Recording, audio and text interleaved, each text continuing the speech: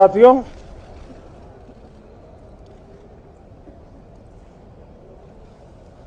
शीतकालीन सत्र का आज प्रथम दिवस है।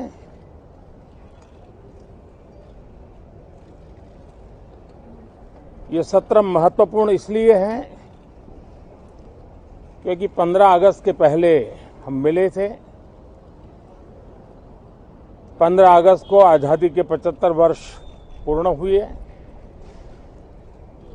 और अब हम अमृतकाल की यात्रा में आगे बढ़ रहे हैं। एक ऐसे समय हम लोग आज मिल रहे हैं जब देश को, हमारे हिंदुस्तान को G20 की मेजबानी का अवसर मिला है। विश्व समुदाय में जिस प्रकार से भारत का स्थान बना है, जिस प्रकार से भारत से अपेक्षाएं बढ़ी हैं और जिस प्रकार से भारत वैश्विक मंच पर अपनी भागीदारी बढ़ाता जा रहा है, ऐसे समय ये G20 की मेजबानी भारत को मिलना एक बहुत ही बड़ा अवसर है। ये G20 समिट ये सिर्फ एक डिप्लोमेटिक इवेंट नहीं है, लेकिन ये G20 समिट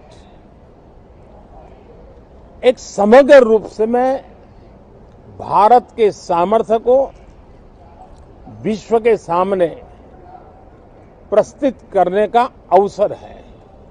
इतना बड़ा देश, मदर ऑफ डेमोक्रेसी, इतनी विविधताएं, इतना सामर्थ्य, पूरे विश्व को भारत को जानने का एक बहुत बड़ा अवसर है और भारत को, पूरे विश्व को अपना सामर्थ्य जताने का भी बहुत बड़ा अवसर है।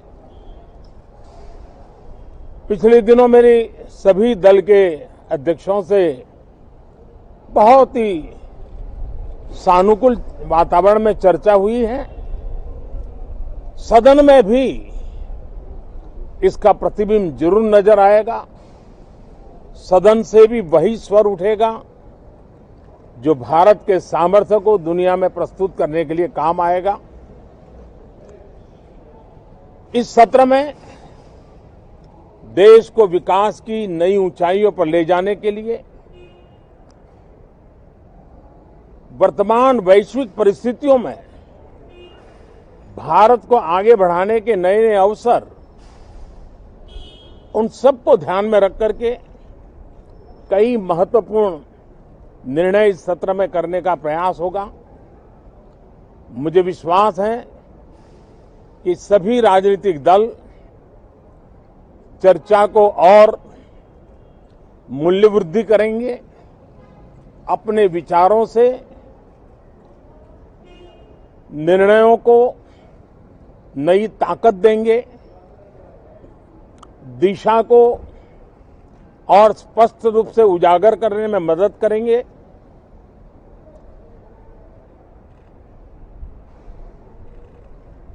पार्लियामेंट के इस टर्म का कार्यकाल का जो समय अभी बचा है, मैं सभी पार्टी के लीडर्स को और सभी फ्लोर लीडर्स को बहुत ही आग्रह करना चाहता हूं कि जो पहली बार सदन में आए हैं, जो नए सांसद हैं, जो युवा सांसद हैं, उनके उज्जवल भविष्य के लिए और लोकतंत्र की भावी पीढ़ी को तैयार करने के लिए हम ज्यादा से ज्यादा अवसर उन सबको दें, चर्चाओं में उनका भागीदारी बढ़े पिछले दिनों करीब करीब सभी दलों के किसी न किसी सांसद से मेरी अनौपचारिक मुलाकातें जब भी हुई हैं, एक बात जरूर सब सांसद कहते हैं